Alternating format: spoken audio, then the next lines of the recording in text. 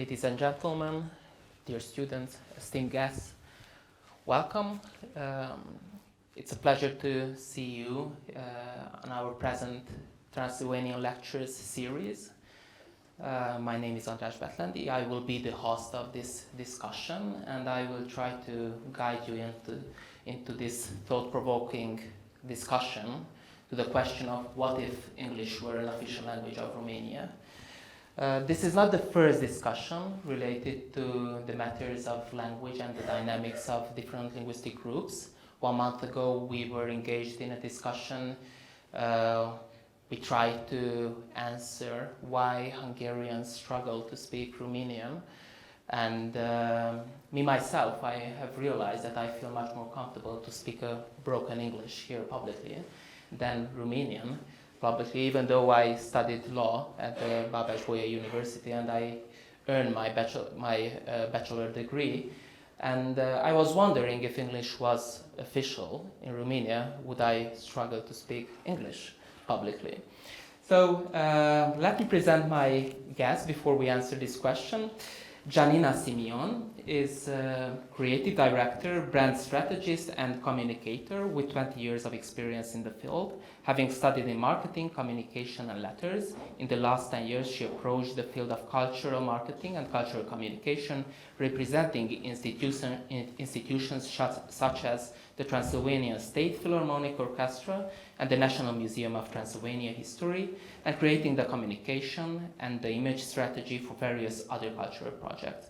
Currently, she is a managing partner of Progressive Advertising Agency and president of the Niche de Women, Some People Association, and NGO that finances different projects to increase the quality of life in our community. Welcome, thank you for accepting our invitation. Thank you, yes, that's me. Our other guest who just arrived from Belgium is Dr. Philippe Van Parijs. He studied philosophy, economics, law, sociology, and linguistics at the Universities of Louvain, Oxford, Bielefeld and California, Berkeley. He holds doctorates in philosophy, Oxford, and the social sciences, Leuven. He is a guest professor at the Universities of Louvain and Leuven, and the Robert Schuman Fellow at the European University Institute. He was the founding director of Leuven's Hoover Chair of Economic and Social Ethics from 1991 to 2016, and a regular visiting professor at Harvard University from 2004 to 2008, and at the University of Oxford from 2011 to 2015. He is a member of Belgium's Royal Academy of Sciences, a fellow of the British Academy, and Doctor Honoris Causa of Laval University, Quebec. Welcome, thank you for accepting our invitation. Before we start our panel discussion, I asked Mr. Philippe Van Parijs to give us a presentation about this larger topic. He is a well-known scholar who did research for many decades on the matters of linguistic justice and the economical aspects of language dynamics. So the floor is yours, and we are eager to hear your ideas. Thank you very much. Thank you very much for the introduction and for the invitation. So I'll go quickly by way of introduction to our exchange through 5 little items. First, we need a lingua franca. 2, this lingua franca, as you might have guessed, if only because of the language in which we are speaking now, this lingua franca is English. 3, will this dominance of English persist? 4, is the dominance of English unjust? And if so, what should be done about it? And finally, the question in the subtitle, will or should English become an official language, the official language in Romania? So first, very briefly, we need a lingua franca. Why do we need a lingua franca? We need it because we need to take more and more decisions across nations, across linguistic groups, And in order to be able to take decisions that would be both efficient and fair, we need to be able to communicate with each other. Not only to communicate, but also to mobilize with each other, to lobby with each other. And so, for example, when you have a demonstration, a EU level demonstration in Brussels, as shown there, there is no discussion about the language in which the slogans should be formulated so that they would be understood widely. There is no discussion about what language would be most convenient to use among the organizers. We need a lingua franca for that purpose, and that lingua franca is English. Why English? Not because it's a better language than the other languages. There are historical reasons that explain it. And the reason why we have it and why it will stay like that is because of the current situation, but also because of the mechanism that underlies it. As you can see, if you have good eyes and sit on the back seat, what is the first learned language, apart from the main native language in the various countries? You can see that across Europe, including Romania, the first learned language is English. There are a few exceptions. Of course, the United Kingdom, where English being the native language of most people, and their French is the first learned language for very different reasons. It's also the first learned language in Luxembourg, which is the little red dot there. In Ireland, it is Irish, where the main first language is English in Ireland, not Irish, and the first learned language is Irish. And then in Croatia, in Slovenia, the first learned language is Serbo-Croat. Then in Slovakia, the first learned language is or was, these are data from 2012, is or was Czech. And then Russian was the first learned language in the Baltic countries. Now, a more significant short picture of what's going on is this one, where what's represented on the basis of the most recent reliable data we have at the European level, which is the 2012 Eurobarometer special languages. We'll have another one in 2024, so by the end of this year we'll have new data. And this shows the proportion of people in Europe 27, that was the United Kingdom included in 2012, but without Croatia, that had not joined yet. In EU 27, what languages are spoken well or very well in the various age groups, going from the older people, 65 plus, to the youngest people, 15 to 24.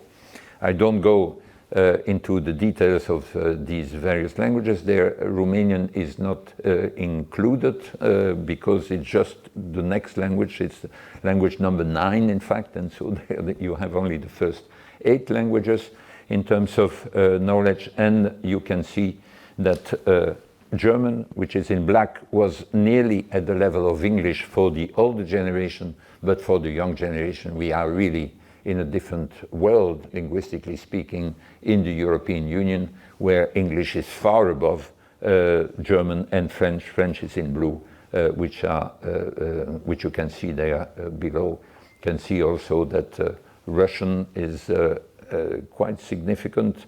It's in mauve there, but is going down very quickly for the younger generation.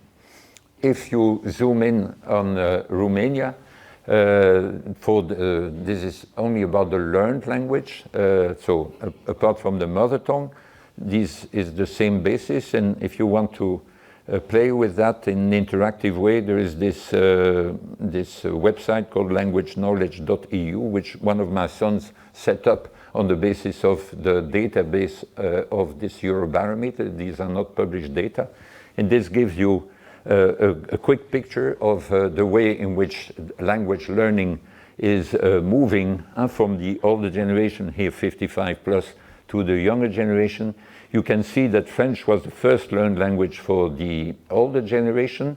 French is, the knowledge of French is increasing from generation to generation, but French is being quickly overtaken by English. So that reflects the general trend we saw in the previous graph. But you can see that the various languages are moving up, including the learning of Hungarian is moving up, but two languages are going down in terms of learning, and they are Russian and Romanian, which is the learning of Romanian as a second language is very low, as you can see in the younger generation. Okay, what's as far as the knowledge of English in particular, but this holds for all languages, what's the underlying mechanism? And the underlying mechanism consists really in the sort of explosive interaction between two micro-mechanisms. And certainly the first one you've experienced, and all the multilinguals in this room, and I'm sure you are all multilingual to some extent, obviously, otherwise you wouldn't be in this room. So you've experienced both of these mechanisms countless times in your life. The first mechanism is very simple and very obvious. How well and how quickly you learn a language depends on the frequency with which that language is being used. Both the actual frequency, which means the opportunity to use that language, because your main language teachers are not the people who are paid to teach you, but your main language teachers are the people with whom you interact and who are patient enough to let you speak in a language which you don't speak very well. That's how you learn a language, that's how you maintain it. But also it's how quickly and how well you learn a language is also affected by the expected frequency, because the more often you expect to have to speak a language or to read that language, and the more you'll invest in the learning of that language. And the more you'll spend time on it, and the more you'll spend money to learn it, the more you'll encourage your children to learn that language. And so therefore the frequency, this frequency, both actual and expected, is crucial in the learning process of a language. That's mechanism number one. Mechanism number two is what I call the maximin mechanism, and it's very simple. So if you have suppose you have two people, Hungarian native and Romanian native habitant of the city, that talk with each other, and the language that is best spoken by the person who speaks it least well will tend to be Romanian, in the sense that the Hungarian native will in general speak Romanian better than the Romanian speaker will speak Hungarian. Then in order to make communication as smooth as possible, the language which will tend to be used in that context will be Romanian. But then you have a Belgian who comes along and says, sorry, but Hungarian I don't know, and Romanian I don't know either, and would you mind, you don't know Dutch, you don't know French, or you have a little bit of French but not that much, and we all have some level of English, perhaps a bit broken, but not so broken that we wouldn't understand each other, and boof, it's enough for even just one single little Belgian coming in the company of all these local inhabitants who spoke quite conveniently in Romanian, for everyone to switch to English. Because it's the maximin language, the language best spoken by the person who speaks it least well. And think a bit about this formula. It's a bit convoluted, but that's what it is. And it's also the language of minimum exclusion, because if you keep speaking in Romanian, I won't understand anything. So if I insisted on speaking French, more people would be excluded. So this is the mechanism. But then you can see that these two mechanisms interact very quickly, and that's what propels English to very quickly from generation to generation into the top position. Why? Because, of course, the more you invest in a language, and the more often it will be in maximin position. For example, now when an Italian and a French person meet, in the past it was obvious that they would speak French and in a few cases Italian. Now they speak English to each other. And so the more English is being learned, the more often it is in maximum position. And of course, the more often it is in maximum position, the more it is used. And the more, therefore, you have both the motivation and the opportunity to improve it. And that's what explains this explosion in the level of knowledge of English. Now you may ask, well, will this last? Is this going to continue? And you may think of 4 challenges to it. The first one is Brexit. Will Brexit change it? Ridiculous. This is, some French people were hoping, oh, good, United Kingdom is out now, this is the chance for French to be back, because French was the lingua franca of the European institutions at the beginning, and when there were only 6 member states. I mean, in the corridors of the Berlaymont building where the European Commission is, and the coffee breaks, it was French being spoken. Now it's English all the time. After Brexit, English has become an even better lingua franca for the European Union, because it's no longer the main language of one of the big member states, one, and 2, because it's no longer the identity language of any of the member states. The little trick through which English could remain an official language of the European Union was that it's one of the 2 languages of Malta and one of the 2 languages of Ireland. But of course in Malta and in Ireland, English is the language of the colonizer, and their identity language is Maltese and Irish. So for none of the 27 members is English the identity language. Wonderful to have it as our lingua franca.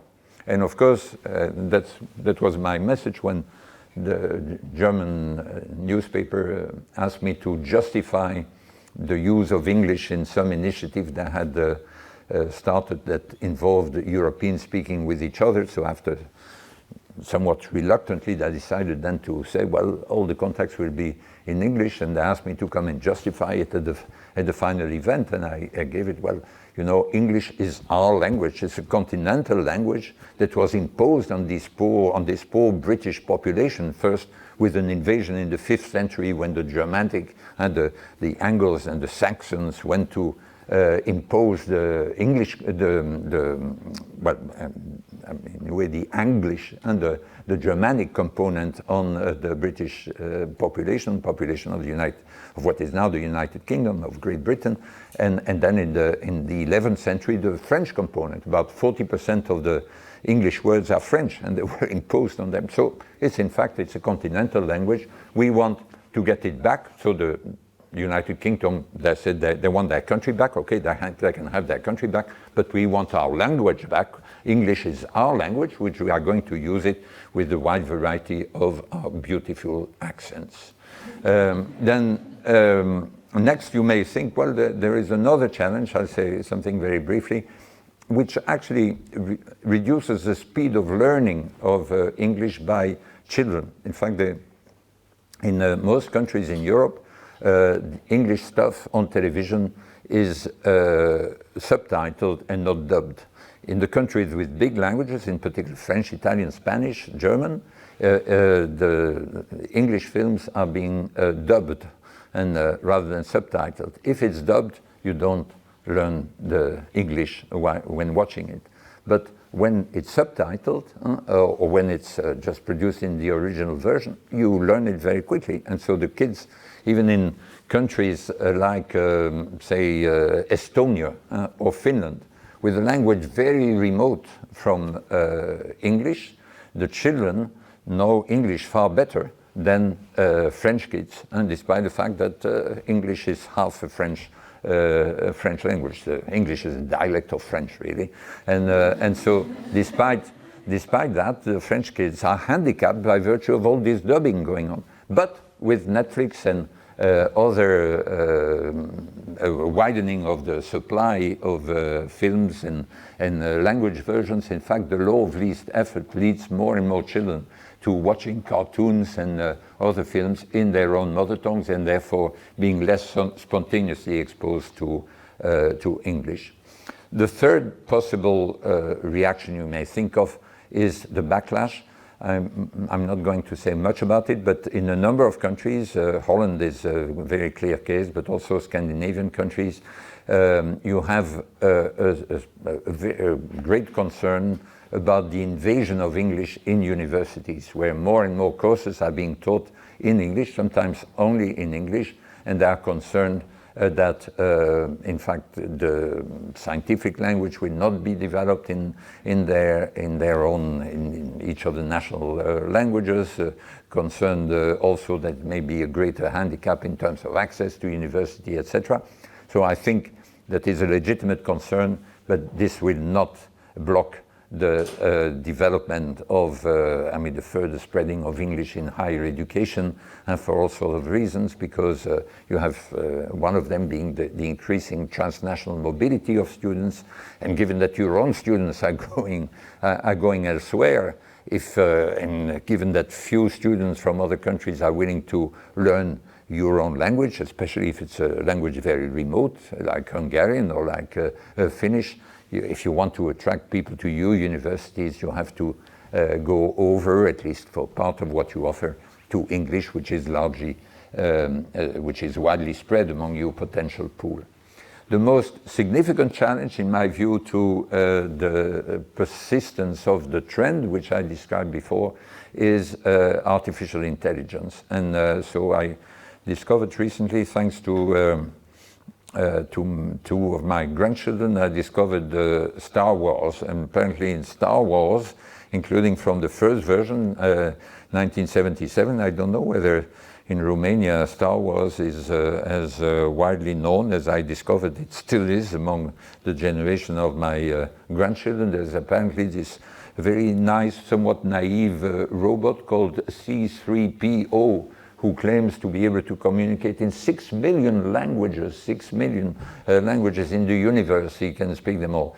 But nice or not, C3PO is somewhat clumsy to drag along wherever you go. But 2 years later, there was this book called The Hitchhiker's Guide to the Galaxy, where there was something called Babel fish, which you could put in your ear, and it could also translate from any language in the galaxy into your own language. And that's turned out not to be so fanciful 50 years later, because pixel buds, and there are a number of other things, other devices that have been invented, and thanks to the quality of these interpreting is getting pretty good.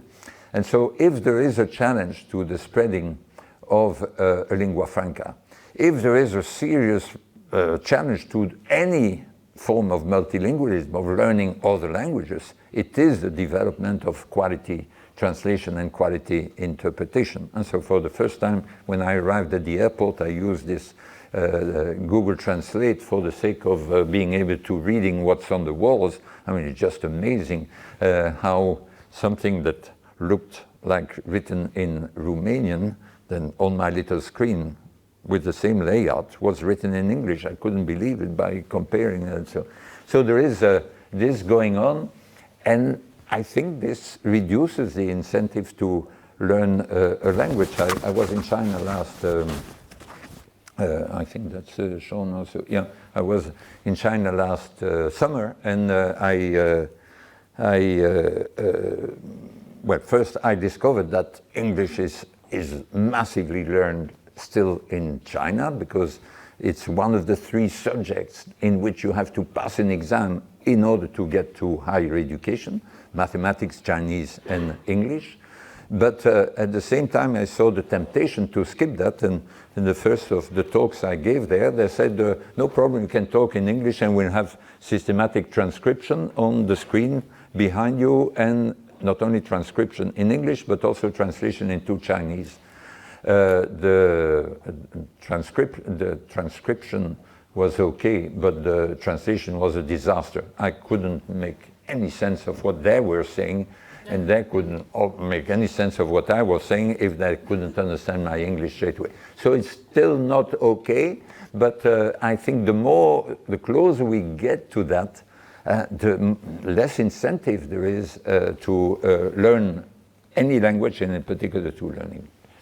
So, fourth of my 5 little chapters, fourth is the dominance of English. So, in fact, the main conclusion of what I just said is, in fact, the underlying mechanism is extremely powerful, and it will continue. Despite these obstacles, it will be slowed down by the last of the obstacles, not by the other 3, but nevertheless it will continue, and so the spreading, the democratization of English will continue. Is that unjust? And the topic of the book I published about that about 12 years ago now, under the title Linguistic Justice, and it consists in saying, well, what if you have inequality between languages, is this inequality unjust, and if so, in what senses? And this is a very brief overview of the whole of that book, and I'll go very quickly through that. And I distinguish, in fact, these are the first 3 columns, 3 fundamental and fundamentally distinct understandings of what linguistic justice may mean.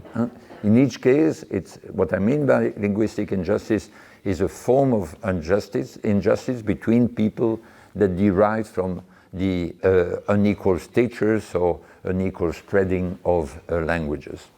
In the first case, in the first column, you look at a language as a public good. It's a public good in the sense that it's something that's useful. Having a common language is useful for all the people who know that language. But, of course, this lingua franca and the contribution to this lingua franca is unequal between people. Some people have that lingua franca from birth, as it were. They don't have to make any special effort to acquire it, and some people have to learn it at a later stage, as all of us here in the room have had to do in the case of English.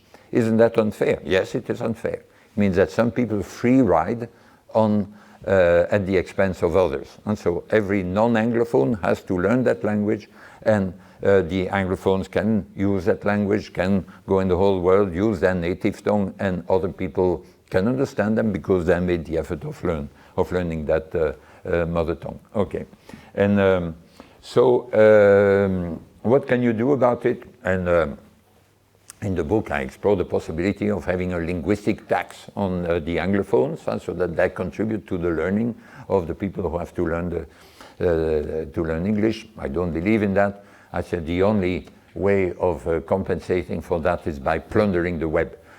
Proportionally, the English people, Anglophones, the English natives, contribute more to material that's available in English on the web. Well, use it as much as you can, whether legally or illegally. This is some form of rough justice in the front of this free riding. So do some sort of compensatory free riding at the expense of the English speakers, English natives who've put that on the web. Second interpretation, of course, the language you have is also an individual asset. It enables you to access a number of advantages, for example, access to jobs. And so, depending on whether you are a Hungarian native or Romanian native here, this gives you differential access to jobs of various sorts, public jobs, private jobs. Similarly, having English as a native language in an increasingly international labor market, especially for the more highly qualified, gives you an advantage. What can you do? Is it unjust? Yes, it's unjust, unequal opportunities. It's a handicap for some people to have one language that's less valuable in this sense. What can you do about it? And what I suggest is band dubbing, that is a short slogan for saying, well, try to have to use ways of learning languages from an early stage that are effective and that are fun at the same time as is being done involuntarily in a way in all those countries that use subtitling rather than dubbing, or use original languages for more, or where the children use English language, digital games, and all the rest. That's so then dubbing. And the third, in the third dimension, is the trickiest one. Is where the language is not only a public good, it's not only an individual asset, it's also an identity marker. It's part of your identity. And for that, that's what I call then justice as linguistic justice as parity of esteem, where if your language is not treated at the same level and with the same respect as another language, which is a feeling that some people may have in this country, as the Catalans have in Spain, or as the Flemings used to have in my own country, in Belgium, then you feel humiliated. Your identity is being despised. And so what can you do about it? So I won't go into the detail of the argument. My basic response is grab a territory, meaning by that, well, there must be some place in some territory in which each linguistic community can say, well, if anyone who wants to come and settle in this territory must have both the humility and the courage to learn our language. They can't expect to us to adjust to the more powerful language of the people who come. I'll simply skip the fourth column here, which is not really a form of, well, it's a form of injustice, but then in the sense that it's an aspect of the second column, but it is important for other reasons. It's simply the fact that if you publish in English, if you say something in English, it spreads throughout the world far more easily than if you say something in Hungarian, if you say something in Romanian. This is an advantage for the people who have English as their mother tongue, and there my recipe for it is seize the megaphone, which means, well, learn English, speak in English, publish in English, on the web, wherever, if you want to be heard beyond your own community. But the main thing at this stage, and as a preparation for my last little chapter, is that in fact, in order to remedy the injustice, except in the third column, essentially what I recommend is going further into the spreading of English, because plundering the web will be also using the English language part of the web. Banning dubbing is to encourage a more efficient learning of English. Seize the megaphone means speak in English and don't just whisper in your own language, being then at the risk of being heard only by people in your own world. Let me then quickly then move to the question of should then English become an official language, and I'll do so by making a quick detour through an issue that arises in the context of my own city, Brussels, where the official situation, and so perhaps just to locate, so Brussels is this little orange spot, so Belgium is a country in which you have Dutch being spoken in the yellow part, Flanders, you have French being spoken in the red part, you have German in the little part on the right, and then Brussels is, the national capital, is officially bilingual French-Dutch, which means that the law in Brussels means all public communication must be in French and in Dutch, and only in French and in Dutch, right? No English. But we have something called the European Union. European Union's headquarters are in Brussels, and you can see that, including to welcome your country into the club, the language that is being used in order to address the whole of Europe is neither of our local languages. So this violates the local legislation, but it's tolerated, but not only tolerated, but in fact increasingly used also by local authorities. I showed this. It's a picture I took when on the one day we had snow in Brussels. It's just around the corner of my street. So one day of snow, but the whole city was blocked, right? Because and they sent a repair service bus, right?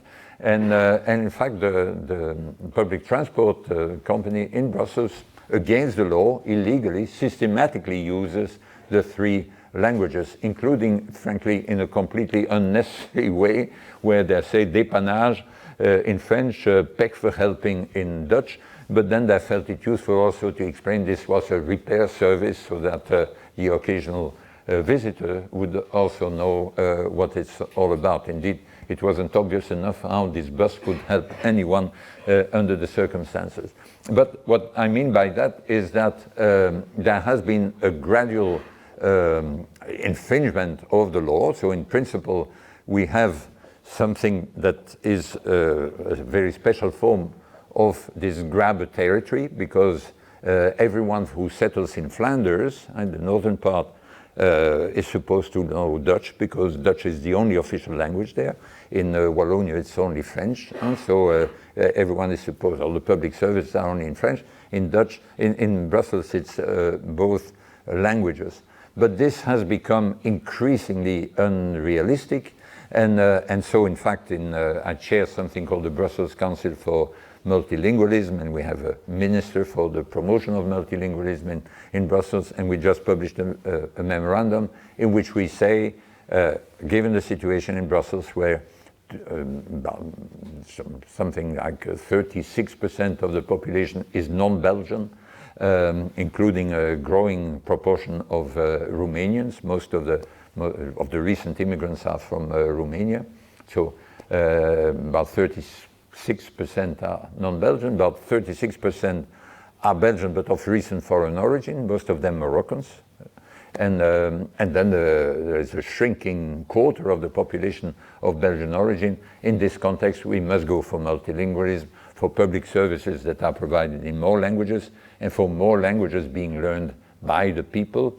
And in particular, what we need in Brussels is trilingualism plus. And so trilingualism meaning French, Dutch, and English, and plus meaning, in addition, we must encourage the transmission of the hundreds of languages that are present in Brussels. And then I finish, that's my final slide, which means to answer the question in the subtitle, should English become official language in Romania?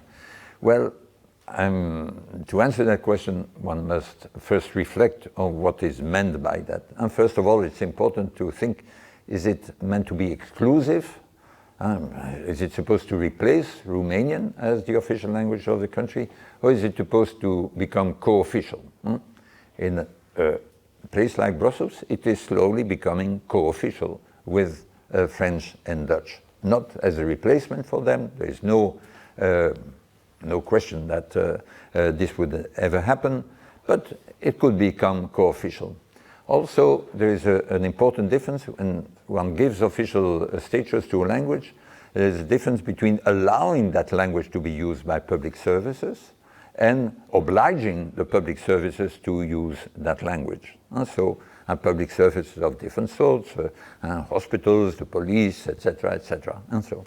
And then, most importantly, it's also important to think about what it might mean. So, for example, street names. I understood that, or the names of squares, and so I understand that this is an issue sometimes raised also in the city.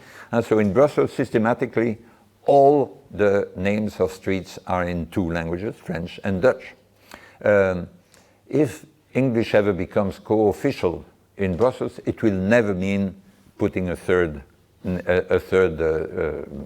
interpretation, so having the street where all the European institutions, or where the Commission is, the European Commission is called Rue de la Loi, Wetstraat, but there will never be Law Street in addition to that. So there's being co-official may mean what it already is in Brussels, like all the information on public transport is in English. First time I went to China, I noticed that you had many of the street names were in both languages. I don't know whether that's still, at least in Beijing, and I don't know, I didn't notice last time whether that was still the case, so that's one aspect, but I'm using in public transport. Can there be websites in that language systematically? Can the administrative documents be provided in English in addition to the rest? Can English be a medium of instruction in school? Is the legislation being published in that language? Can the parliament function in English, at least partly in English? Can English be allowed as a language in parliament? So that, and I finish with that, so that the notion of an official language, I'm saying, should English become official in Romanian? I say exclusively, certainly never, so never accept that. And so being co-official means then you have to go through this list and say, well, in what sense? Could there be systematically information provided for? And so in a place like Brussels, it's pretty obvious given first the extreme diversity of the local population, and then the number of visitors coming in and out of Brussels all the time, so that it's obvious. Of course, it's less obvious already in Flanders or in Wallonia. It's even less obvious, in my view, in Romania. Anyway, it's not for me as a little Belgian visitor here to have a real view on this issue. It's for you to have a view on that issue. But looking at what happens elsewhere is never a way of finding a ready-made solution for the local problems, local issues, local conflicts. But it can inspire and it can help reflect on the local issues. That's my real conclusion.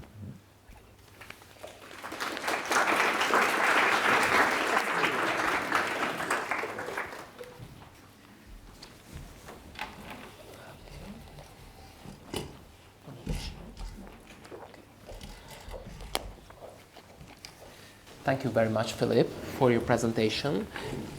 Listening to you, I couldn't avoid to think to the fact that the Romanian constitution has a clear position about this question. The only official language in Romania should be Romanian. And there is an eternity clause which says that this should never be changed. And we lawyers believe that this means that this is part of the identity of this state and probably of the Romanian nation, that only Romanian, exclusively Romanian, is official in Romania. My question would, I would put my question to Janina first, because I believe you identify yourself as Romanian and your native language is Romanian. What is your first impression about this question? Can you imagine having English next to Romanian as a co-official language? Would it change something deep in yourself? Would it threaten something darling for you? First of all, I identify myself as a human being, part of this world, and I think I have a very high level of tolerance from this point of view. Yes, I'm Romanian, but how Romanian are we? Because my grandmother was Hungarian. We are living in Transylvania, and there are a lot of cultures here, and we cannot say about our nation, about Romanian nation, that who are the Romanians? We are a very, very young nation. Like as a nation, we are 100 and something years. Okay, so I believe that's why maybe in the Constitution you have that this is our language, because first of all, we have to settle down. We have to know who we are. Okay, we are Romanians, and maybe after a couple of years, maybe 100 years more, we can accept to be more global or more universal. But first of all, we have to settle that we are Romanians, okay, this is our language, because we are young, we are still children as a nation. I am not threatened about a co-official language. First of all, what would that mean? I mean, if having a co-official language means allowing to communicate in English, that is very good, because naturally we have to communicate for strangers in this language. I am here and I have to talk in English because there is a person, a Belgian person, who doesn't understand Hungarian and who doesn't understand Romanian. I don't speak Hungarian, but I'm not fond of it. I mean, if my grandmother was Hungarian, I mean, for me, it could be a plus to know that language. It's not like I'm proud that I'm not speaking that. You should be proud to be in a country and to speak two languages, because that means access to two cultures, at least. This is not like having complexes, you know. This is like winning a game and winning two chances in the same time.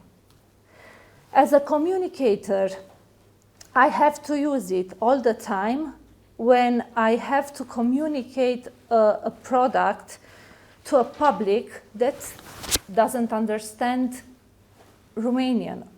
I mean, for me, as a communicator, you have to think that we work with words, but in the same time, we work with emotions. And the emotions are separated in two categories, let's say. One, the universal emotions. Everybody understands the universal language of laughing, being upset, or something like this, the universal emotions. And then the other category is the specific emotions for a local context, things from our local culture that that only the people who lived in that context can understand, you know? Like Romanians have this dor or doina. These are, or acasă. This acasă is not home. Casă can be home, but acasă is something different.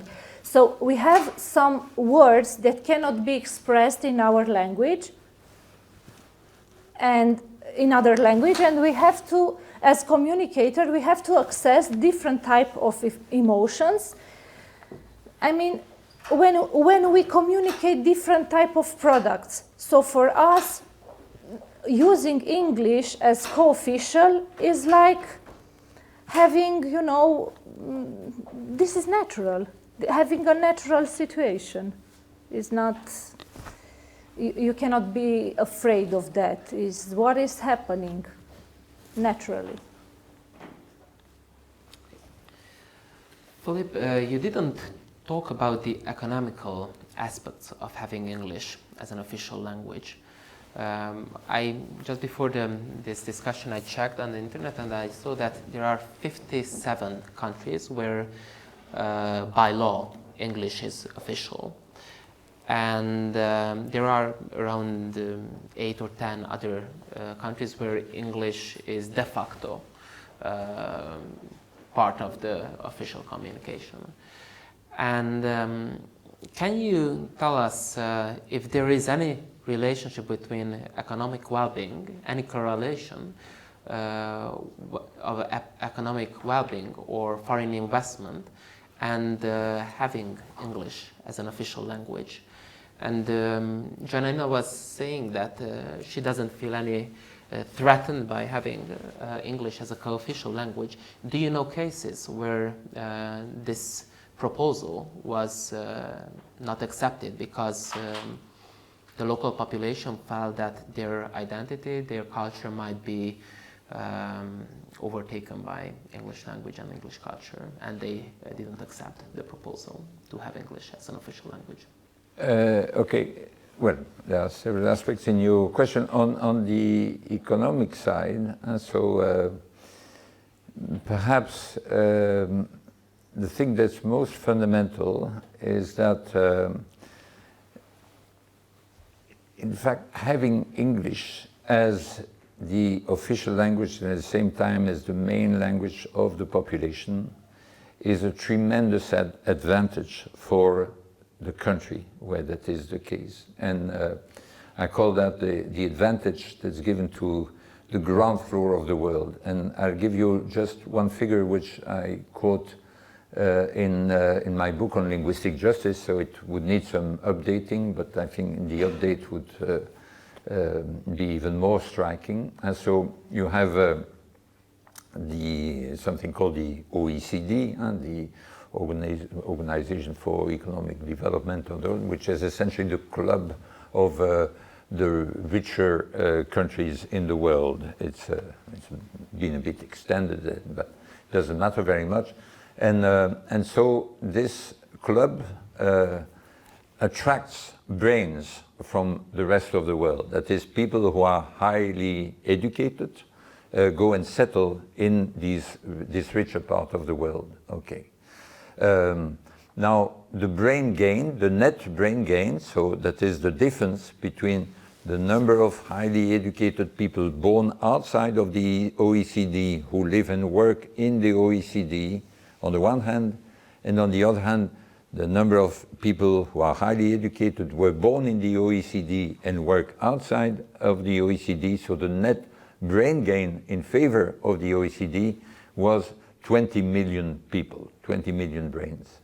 How many of these people live and work in the English-speaking part of the OECD? That is the United States, United Kingdom, Canada, Australia, New Zealand. The answer is, out of these 12 million, how many? 14 million. I repeat, out of these 20 million, out of these 12 million, 14 million live in the Anglophone part. What does that mean? How can it be a high number? Simply that within the OECD, there is a brain gain on the part of the Anglophone countries at the expense of Romania, Germany, France, and all the other countries that don't have English as their mother tongue. That means there is a suction effect towards the United States, towards Canada, towards the United Kingdom, who steal brains from the whole world, but including from the other part of the OECD. And what is the mechanism? It's very simple, and given the wide spread, which I showed also on the picture of the knowledge of English and increasing from generation to generation, it's not very costly for yourself and for your family to move to the United Kingdom, to move to the United States. You can adjust very quickly, you can find a job because you know the language. But moving to Hungary, or moving to Romania, or even moving to Germany, then you have to start learning a language, sometimes very distant from your own language, and which you've never, where you don't even know one word of that language before, except the words that language might have borrowed from English, right? And so, therefore, there is unavoidably and increasingly, and so a pull, an attraction towards those countries. That is a tremendous advantage and the reason why the UK and United Kingdom could dare to do a Brexit is related to that, because of three main assets. One is London as a metropolis. Two is the quality of the British universities, higher education system. And three is English.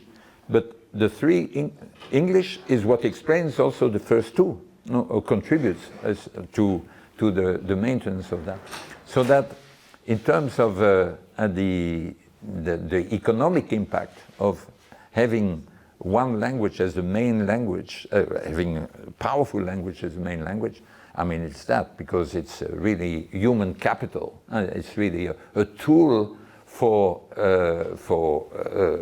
stealing of human capital from all over the world, and the people who get there. And I realize that with some of my graduate students or doctoral students, and the worst is when they go to the United Kingdom, or that happened to some of them, or they go to the United States and then meet someone from China or meet someone from India, marry them, and then they are stuck forever there because it would be too difficult for the wife or for the partner to come and settle in Belgium, where they would have to learn French or to learn.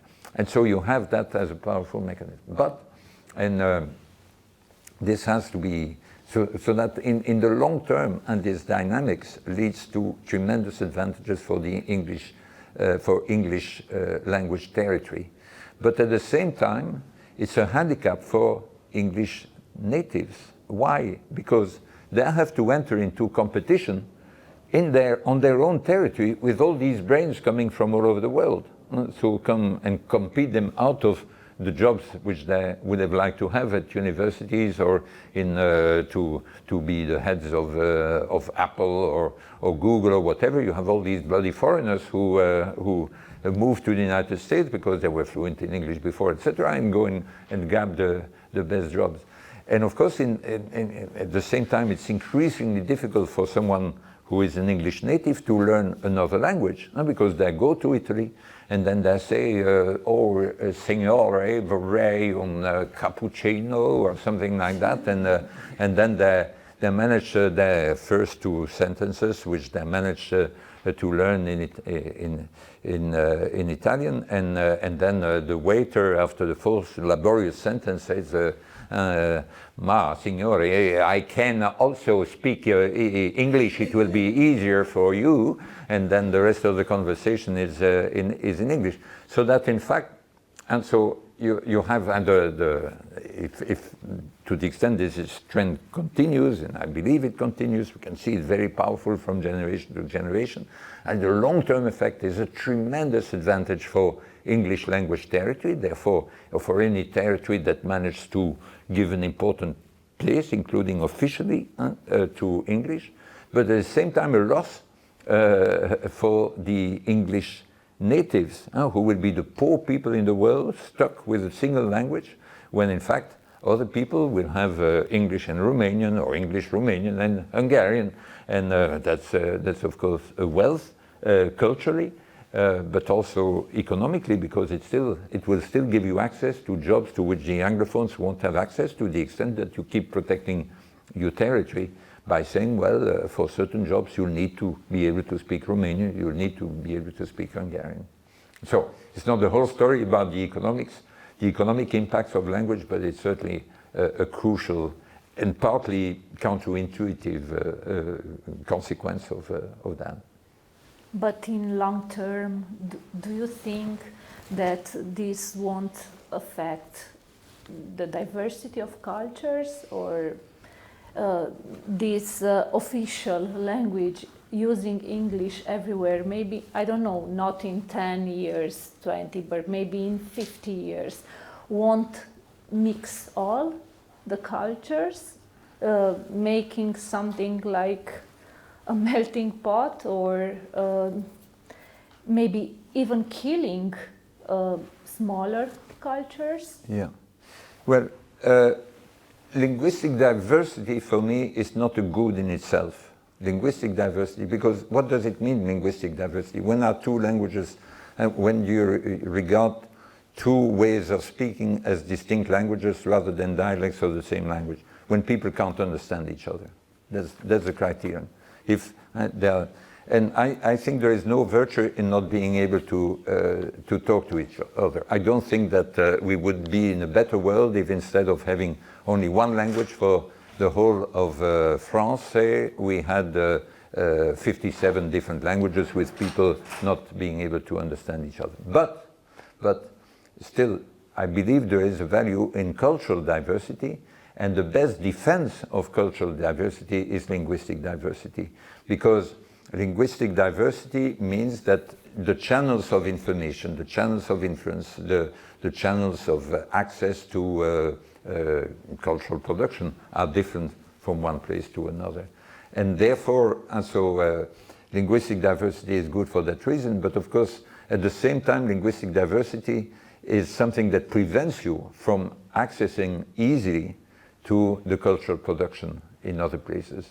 So at the same time, it's what enables, what makes it possible to have more cultural diversity, but which makes it more difficult to enjoy that cultural diversity because it's available in different languages. So that's my, and then of course, if you had just a single language in the world or in a large area, then it would be like in the United States. It's not that you would no longer have cultural diversity. You have quite a bit of cultural diversity within the United States, but you would have less.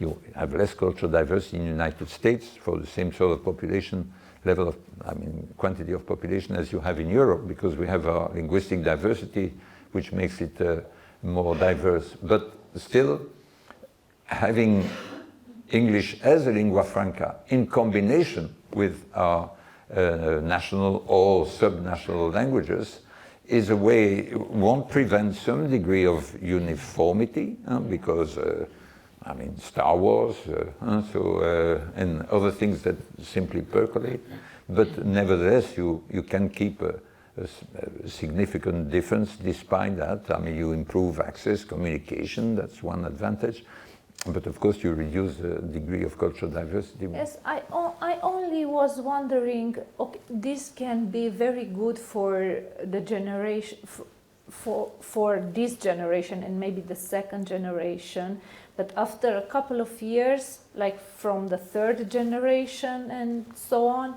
maybe they will use only English because it's easier and it's more comfortable.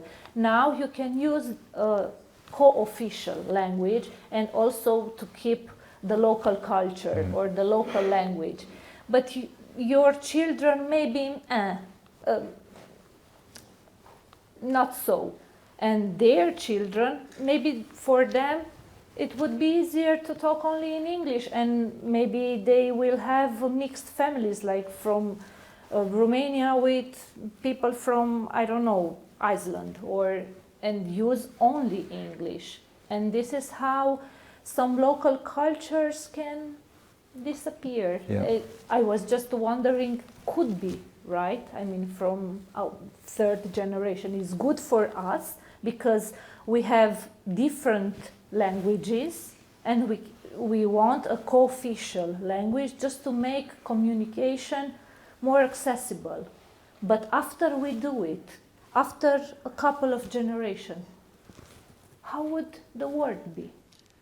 I would like to intervene for a second. I think the fact that there is a co-official language doesn't lead by default to the loss of another language. If we take a look at the Hungarian community from Romania, our language is not official in Romania, but the state offers public education in our mother tongue, and that is already enough to reproduce our identity. So probably if we would have a second co-official language in Romania, let's say English, but education would follow as it was before, having public education in Romanian for Romanian kids, Hungarian for Hungarian kids, then the community, the linguistic community, would get the necessary protection already, and linguistically wouldn't assimilate into the larger lingua franca English, I believe.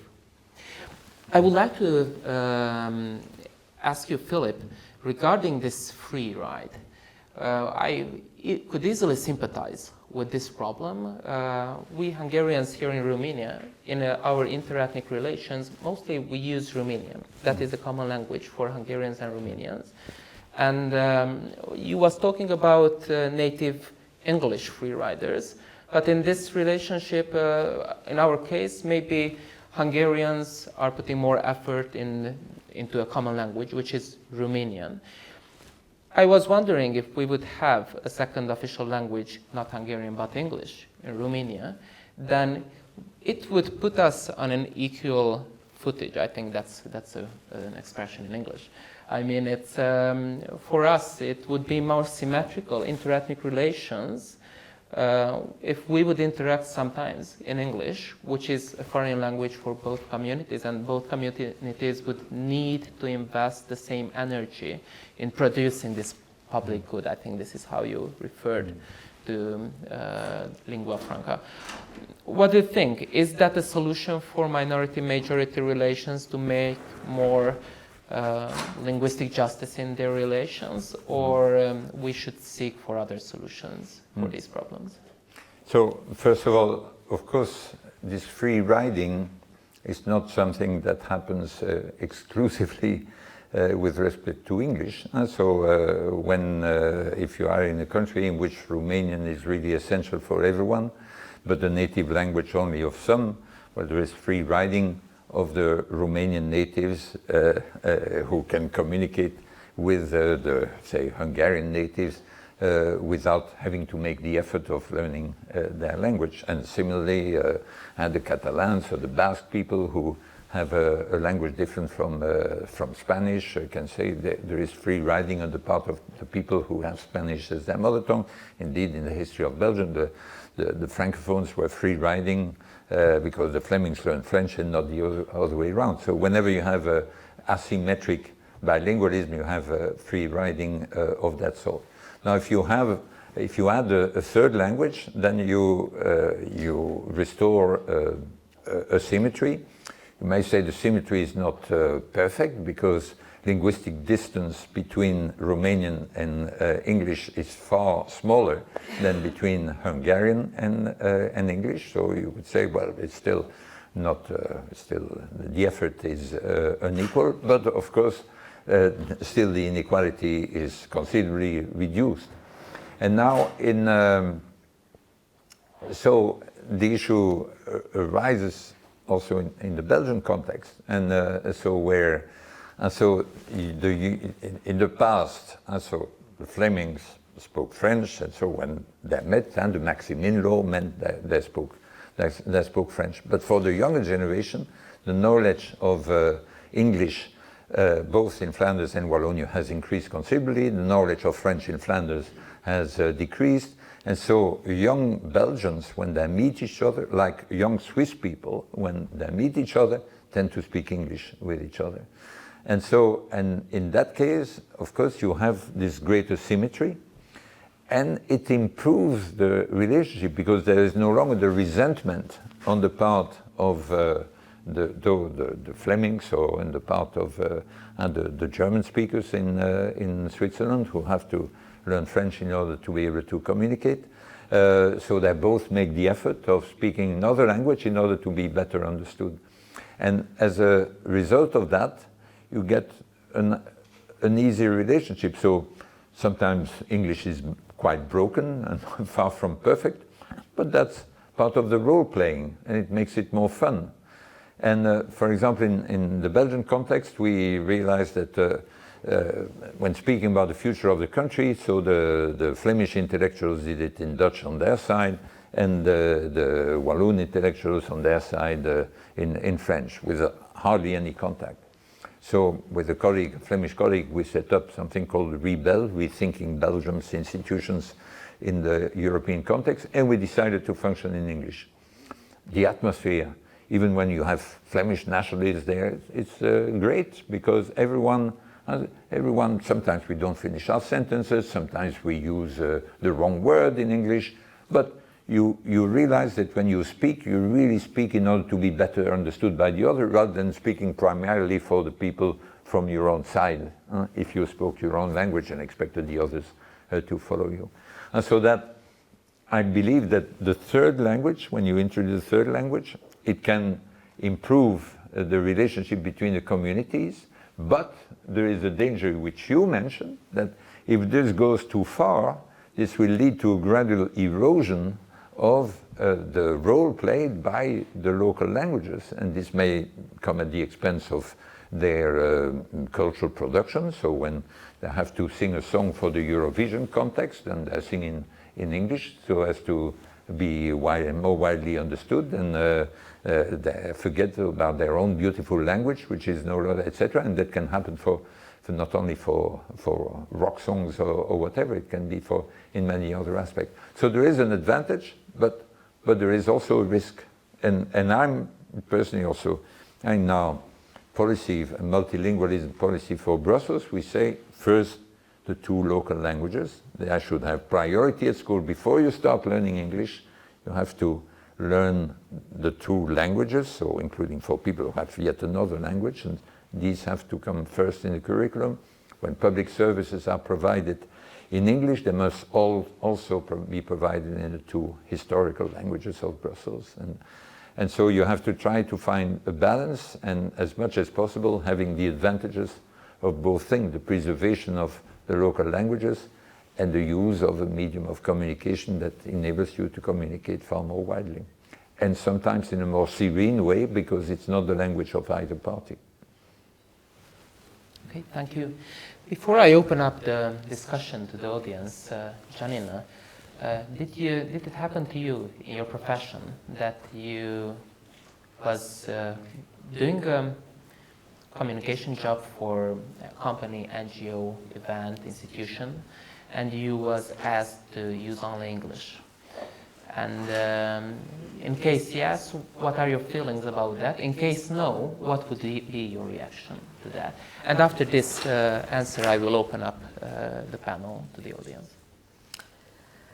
No, usually I, as a specialist in communication, I choose the language while discussing with the partner involved, because I'm not absurd. I do not have national opinions about communication that exclude the English language. So, because we are marketing specialists and we think very pragmatic, I mean, we have to think economical. If I have to do a communication, I have to think about the public who receives the communication. I have a product, or whatever, it's a product or a service, or maybe an action that have to mobilize people. I have to think to the public. If that public is only local and have some values, I have to communicate in that way to make them feel something and to determine them to action, to buy the product or to buy the service or to come to that action or to that event, right? So in this way, I think, how can I access their emotions? How can I access them, so make them do what I want?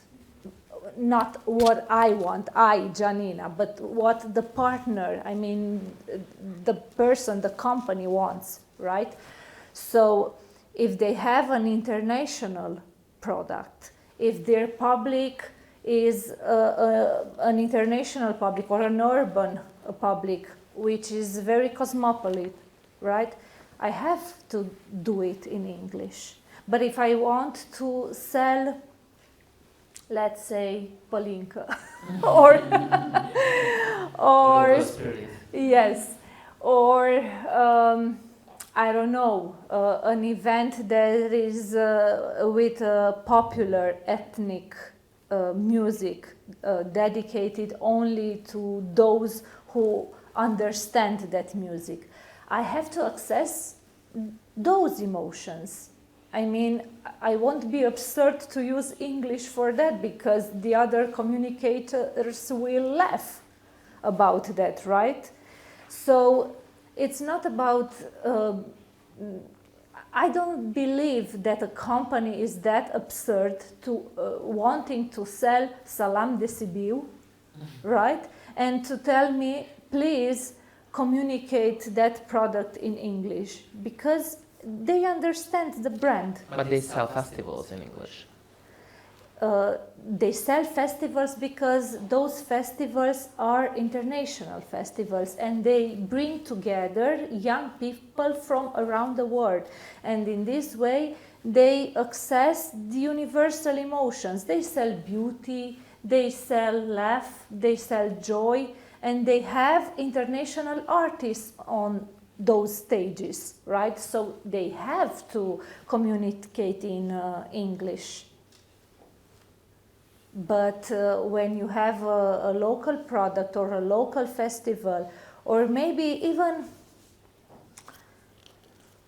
I don't know, you want to have a conference with local moms, you know, you have to access the local emotions, I mean the local relationship between the mom and the children, which is not the same relationship maybe everywhere. You have to access with those words, with the words they are telling to their children, to understand nani nani and so on, you know.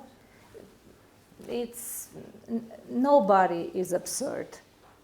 If you have if you have a big public, an international public, an urban one, you will use English naturally. Okay, thank you. So, is there any question in the audience? Yeah, please, you will get the microphone. Thank you. I'm Borbala and I'm an MCC staff, and I have two questions. The first of the questions is related to English as this lingua franca that you have been talking about.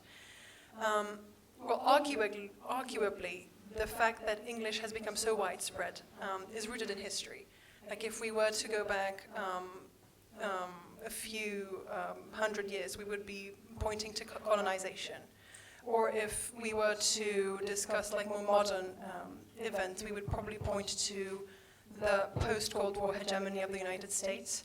Like these historic events really made it possible for English to spread worldwide.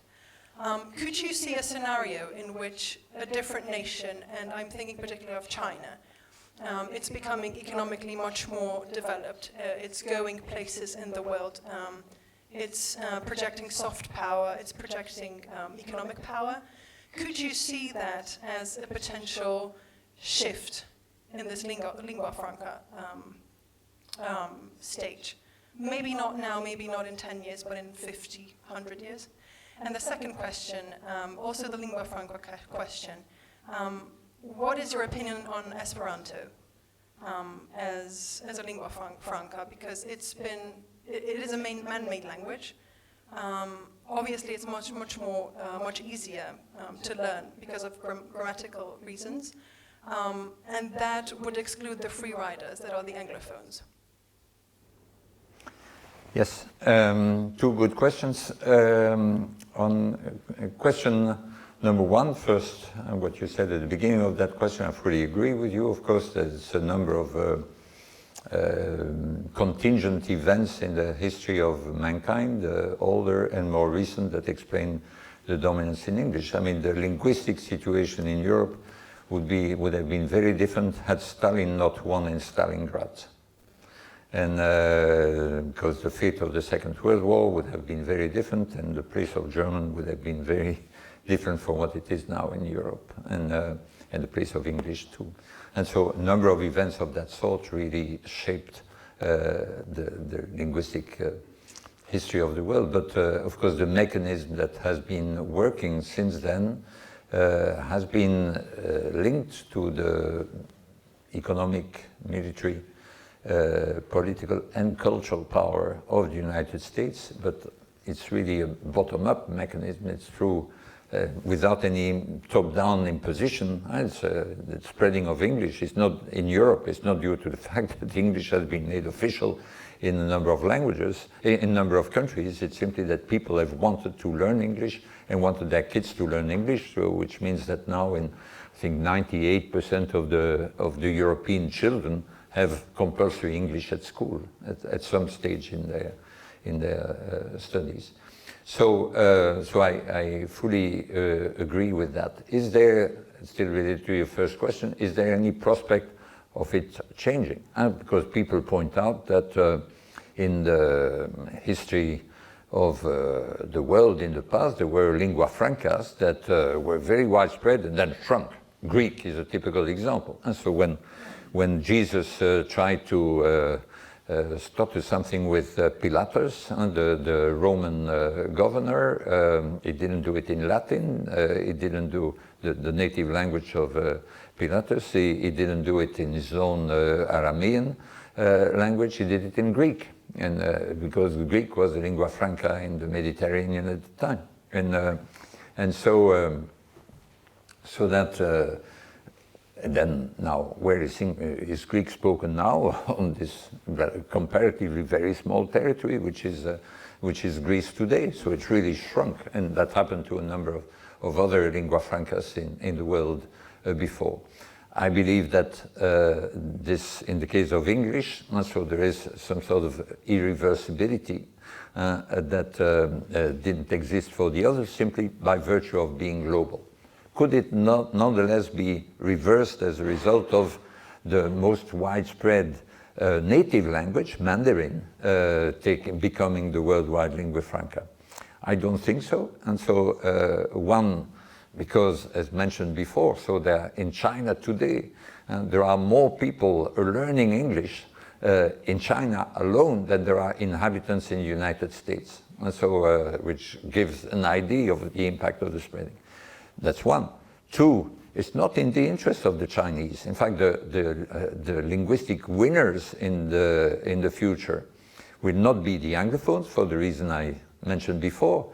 It will be the people who will have learned English, also in part because of the internet and whatever is accessible through the internet, will have learned English while at the same time having a very widespread native language. So fantastic, they know English like everyone else in the world, but in addition they know a language which is also extremely widespread. Where would be then the top winners in the world? There would be the people speaking Mandarin and the people speaking Spanish. That would be the big winners. That's the second reason. Third reason then is more complex. It's related to artificial intelligence, and there I think that if China, which cannot be excluded, once became really the powerhouse economically of the world, I think artificial intelligence combined with the extreme difficulty, you know it better than anyone else in this room, the extreme difficulty of learning Chinese, both the written version and the oral version, I mean, these two things combined will mean that people may need to have access to Chinese in all sorts of ways, but they'll use all the devices that are not working that well, even in China today, but that will enable them to spare for them the learning of Chinese. And so the combination of these three things means that there will never be an alternative to English. At some point, conceivably, you may have no lingua franca as a result of artificial intelligence working so well. But so that. Then your second question on Esperanto. First, the two main arguments for Esperanto, I discussed that in fact in my linguistic justice book too. In the two main advantages claimed are neutrality, and therefore greater justice, and simplicity. But both arguments are much weaker than they seem at first sight. Forced neutrality, forget it. As soon as you look at it not at the European level, but at the world level, are you going to tell the Indians or the Chinese, who invested already so much in the learning of a European language, to tell them, oh, now we have another language which is really neutral? It's another European language. It's a mixture of Romance, of Latin and Germanic, and to some extent Slavic languages, but that is of course not neutral at all worldwide. It's more neutral than English, no doubt, and more neutral than Romanian or French, but not, I mean, it's just a European addition, so forget it to make it acceptable worldwide, this one. And two, the simplicity, it's really a much simpler language because of a simple syntax, etc. And for people who think that a language is something you learn by having lists of vocabulary that are very logical and grammar rules without exceptions, etc., which is the idea which we use to learn the classic languages. For people, if you think that's the way you learn a language, then you could say it has a great advantage. But in fact, the way we learn a language is by being exposed to electronic games, music, massive literature that is available, lots of people around the world with whom you can talk, and try to find people who speak Esperanto or exciting music in Esperanto. You don't find it. Plus, when you have, once a language becomes a living language, you have all these exceptions that enter into the syntax. No, the irregular verbs, simply because you use them a lot, you want them to be shorter. You have lots of words that instead of being very long words combining all the smaller words, you have snappier words that are much shorter but irregular in all sorts of ways. And so it becomes, once it's a real living language, it becomes a complex language. So that both in terms of the ease of learning and in terms of the neutrality and therefore the fairness, the argument is much weaker than it is. And I don't think it has a plausible future. And so Chinese has a more plausible future, but in a way that, I mean, with all the reservations I mentioned before. Any other question? Yes. Good evening.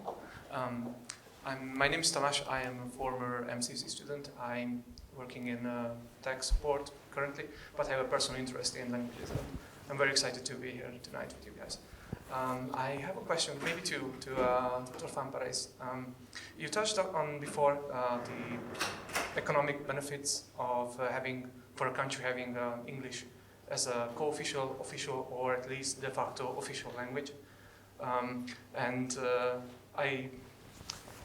kind of got the little part when you mentioned the Republic of Ireland, who has English and Irish as an official language, while English being the colonizers' language, and it was forced upon Ireland. Well, since the 20th century, or maybe late 19th century, Ireland is free from these colonizers, but I don't see them rushing to eradicate the English from their official language.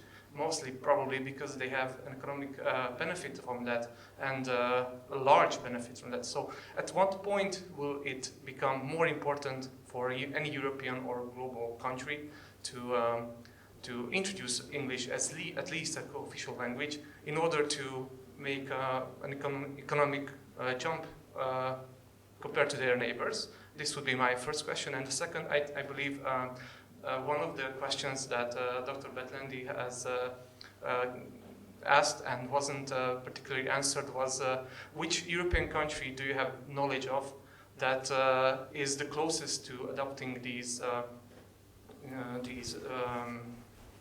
directives or official language status as English? For example, could it be Iceland or the Netherlands? I believe I've heard some rumors about them being the most flexible in this question. Thank you very much. Yeah.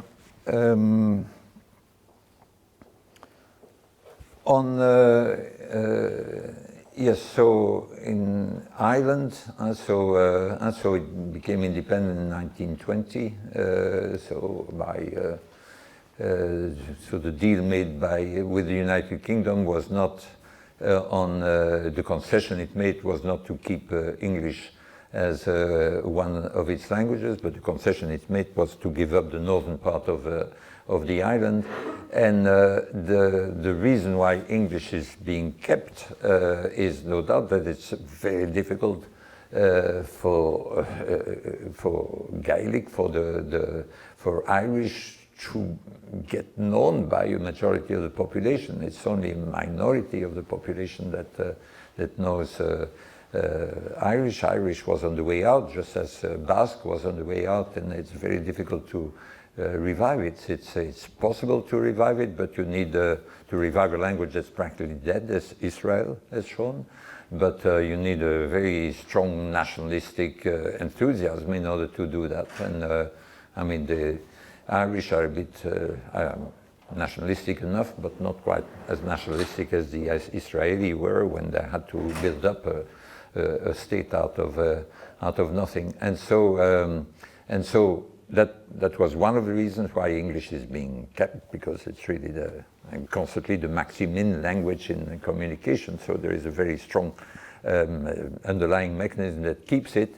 And as you point out, it's a major asset for Ireland. The reason why you have had several multinationals that are located in Ireland is partly that it's some sort of tax haven, but also because of the advantages of it being an English-speaking country. So there's no doubt about that.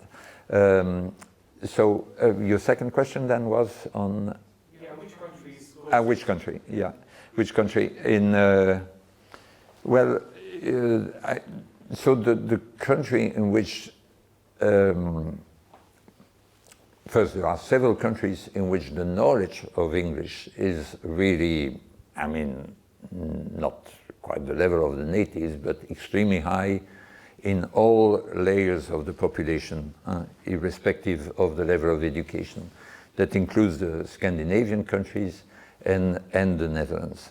And in the Netherlands went further than the Scandinavian countries in letting English take over a significant part of higher education. In particular, there's University of Maastricht, which has a large number of foreign students, more foreign students than Dutch students, and it functions essentially in English. There's very little in Dutch.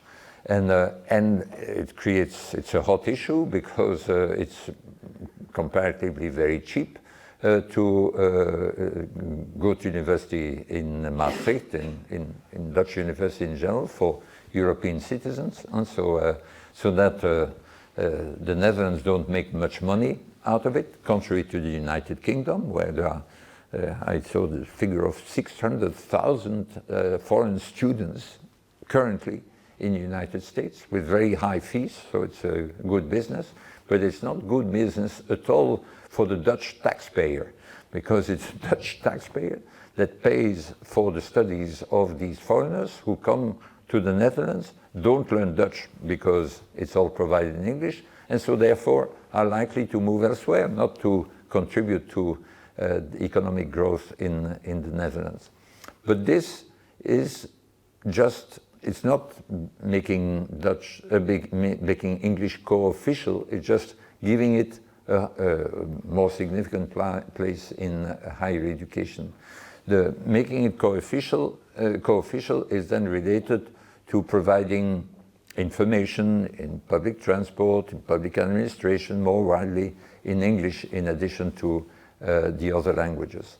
There is apparently, I was told recently, there is one directive that's going to be introduced soon at the level of the European Union with apparent support, saying that before the European elections, information should be provided to the voters in at least one language, one European language, apart from the official languages in the country. It doesn't say which language, but of course everyone knows that if there is one, it's going to be English. That would amount to making it a bit more co-official. But I insist on the fact that being co-official is such a multi-dimensional notion, so you have these various aspects, and it's also a matter of degree. So in each of these dimensions, it's not co-official or not, it's how co-official it is. It will never be fully co-official on the same status as the local languages, but it can be so increasingly. And obviously the places where it's most likely to progress further are the places where English is already widely known by the population and in all strata of the population, or the countries where there are lots of people coming from outside and with a prior significant knowledge of English. Luxembourg, for example. There is place for only one more short question, if there is one. Okay, here.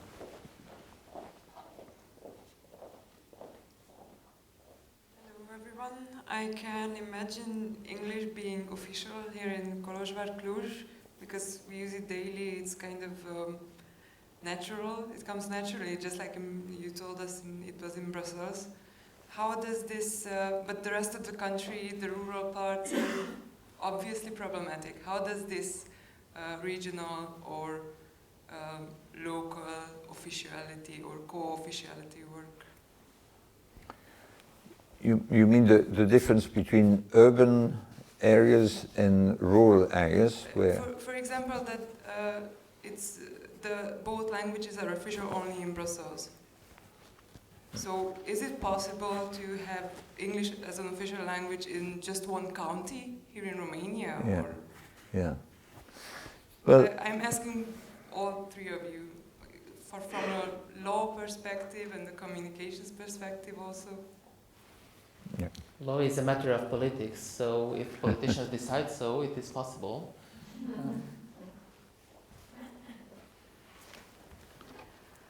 Well, I believe it can be a political decision only if that area has a lot of strangers, or they have a politic that involve brain gain, you know. I mean, like Cluj, for example, because there are a lot of young people working in IT, and IT is an international field. If Cluj would have more and more IT people, then maybe the mayor could decide to be co-official only here, because you know all the economic change and between Cluj and other cities in ITs could be easier. But I believe also if you work in IT, naturally you use English. I mean, it's not, it doesn't have to be from the political side. It somehow is a natural way of thinking. Yeah, but this allows me to say something which I haven't said so far, but that is relevant also to the status of Hungarian in this part of the country. And so there is this view, which I largely share with some qualifications, which in my book I call the law of Laponce. Laponce is a French political scientist, but who worked in Canada, and he had this view that the only way in which you can secure the future of language is if that language manages to grab a territory, as I called it in one of the slogans.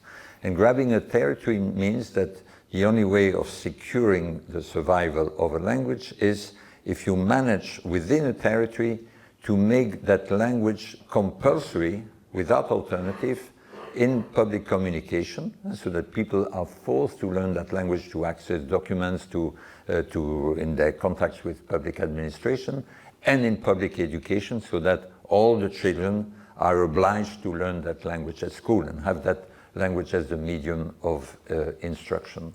Now, and András referred to that before. He said, well, look, it's possible for Hungarian to maintain itself in this part of the country despite not having grabbed a territory, but because there are schools that function in that language. At the same time, from the data are showed, and there may be better data available, there's a gradual shrinking of the population that says English is, Hungarian is my mother tongue, is my native language. And so the question is, isn't that nevertheless showing and what is going on there? That is because in this part of the world, this part of Romania, contrary to what happens in Hungary, there is no grabbing of a territory by Hungarian, and therefore, so that's Laponce's view. In fact, the kindness between the people and their concern also that their children should learn the language that is really useful locally will gradually lead to an eviction of the weaker language in that particular context. And so that people will say, oh, if I send my kid to a Hungarian school, perhaps the kid won't be able to communicate properly in the language that's really indispensable here, because many people don't speak Hungarian at all, so it's important, etc. So you have that process, and people who settle here, coming from elsewhere, and of course the more come from outside, if they're not obliged to learn Hungarian, they'll see that, well, it's more important to learn Romanian and so on. And so therefore, and so and related then to the question of whether there can be a difference between urban areas and more rural areas or less metropolitan areas. In fact, in the Belgian context, I'm in favor of making English co-official in some serious sense in Brussels, but not in Flanders or in Wallonia. And I believe that even in Brussels, French and Dutch are safe, but only because in Flanders, in Wallonia, they have a policy of saying here there is one official language. And so because Brussels is so small, because so many people in Brussels will need to move either to Wallonia or to Flanders, it's in their interest to learn, and there will be enough motivation and enough opportunities because of the surroundings to learn Dutch and French, so that Dutch and French are secure in Brussels, despite, even if you make it compete with English without forcing them all in a realistic way to learn the two things. And so in that sort of, in the Belgian context, therefore, it looks like I'm saying, well, the regime will be different for Brussels than from what it is elsewhere.